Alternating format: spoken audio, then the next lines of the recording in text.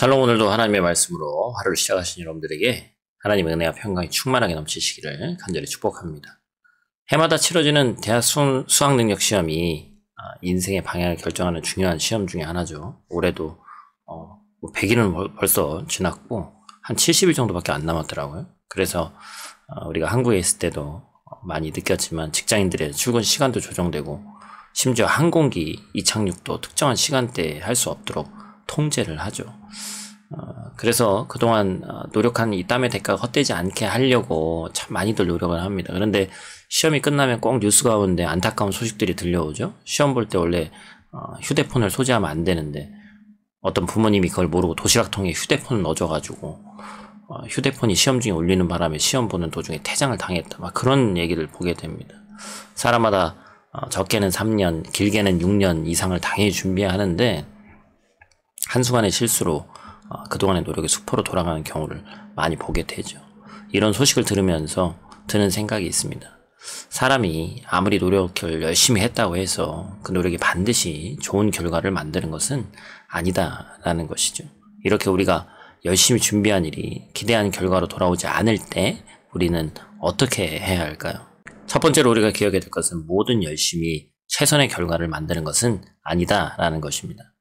모세는 공주의 아들로 자라며 자신이 배우고 갖춰야 할 자격을 다 갖췄다고 생각했습니다.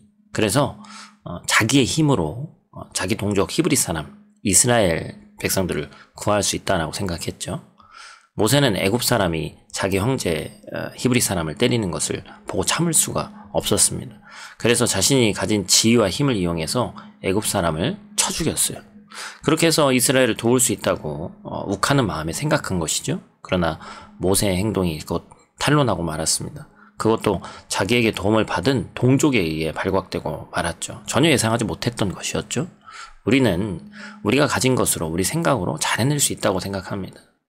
우리야말로 이 일을 하기에 가장 적합한 사람이라고 생각을 합니다. 그래서 우리가 할 수 있는 방식으로 일을 처리를 하죠. 그러나 열심히 일하지만 그 일에 대한 결과가 기대했던 것처럼 돌아오지 않는 것을 때때로 많이 경험합니다. 모세가 선의로 동족을 도왔지만 그의 일이 탄로난 것처럼 말입니다.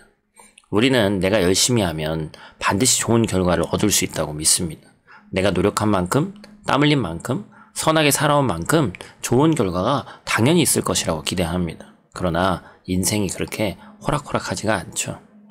우리의 열심이 보상을 받지 못하는 일이 비일비재하게 일어납니다. 열심히 했지만 그 결과는 열심에 비해 턱없이 부족한 경우를 만나게 되죠. 그때 우리는 어떻게 됩니까? 많이 당황스러워합니다. 기대했던 결과는 고사하고 그보다 못한 결과를 듣고 망연자실하죠. 그런 불행한 일들이 우리 가운데 많이 있다는 것을 인정해야 됩니다. 그러면 우리는 무엇을 바라봐야 됩니까? 하나님의 열심이 최선의 결과를 만든다라는 것을 기억해야 됩니다. 모세는 모든 것을 잃었습니다. 공주의 아들이라는 영예로운 자리도 잃었어요. 안락한 삶의 자리를 갑자기 떠났습니다. 사랑하는 가족과 생리별을 해야 했습니다. 그는 고향을 등지고 살기 위해 멀리 떠나야 했습니다. 인생의 패배자가 되어서 본문 말씀 보니까 미디안 땅으로 도망쳤습니다.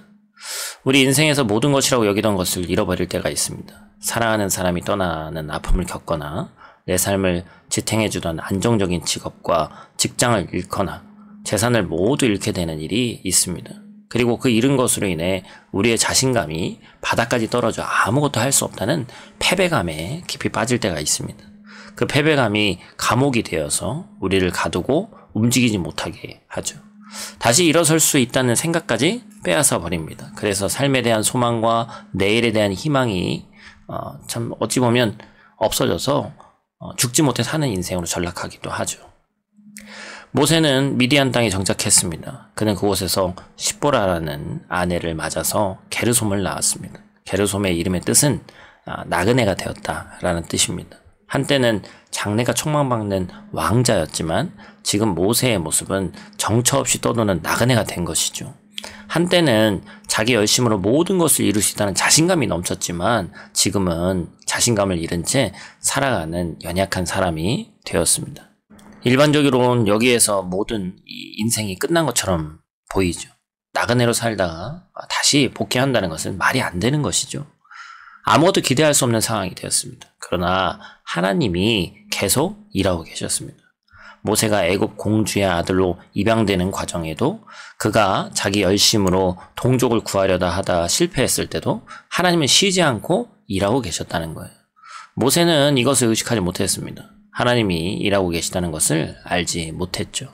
우리 인생에 실패가 찾아오고 패배감이 우리를 무너뜨릴 때 우리가 잊지 말아야 할 사실이 하나 있습니다. 그때도 하나님은 열심히 일하고 계신다는 거예요. 이게 바로 하나님의 열심입니다. 그 모든 것을 재료로 사용하셔서 하나님의 선한 일을 하나님이 다 이루신다는 거예요. 모세는 실패했다고 생각했지만 하나님은 실패한 모세를 다시 일으켜 세울 계획을 이미 이루고 계셨습니다. 모세는 두려움에 몸을 숨겼지만 하나님은 모세를 다시 전면에 세우기 위해 그를 준비시키고 계셨어요. 또한 하나님은 이스라엘 백성이 고통 가운데 부르짖는 소리를 들으셨습니다. 그리고 아브라함과 이삭과 야곱에게 세운 언약을 기억하셨습니다. 하나님은 언제나 언약에 충실하십니다. 우리에게 약속하신 것을 반드시 이루는 하나님인 줄 믿습니다. 그 하나님을 오늘도 신뢰하고 승리하는 하루 되시기를 간절히 축복합니다. 기도하겠습니다. 이스라엘과의 언약을 기억하시는 아버지 하나님 감사를 드립니다. 인간의 실패는 인간의 실패이지 하나님의 실패가 아님을 알았습니다.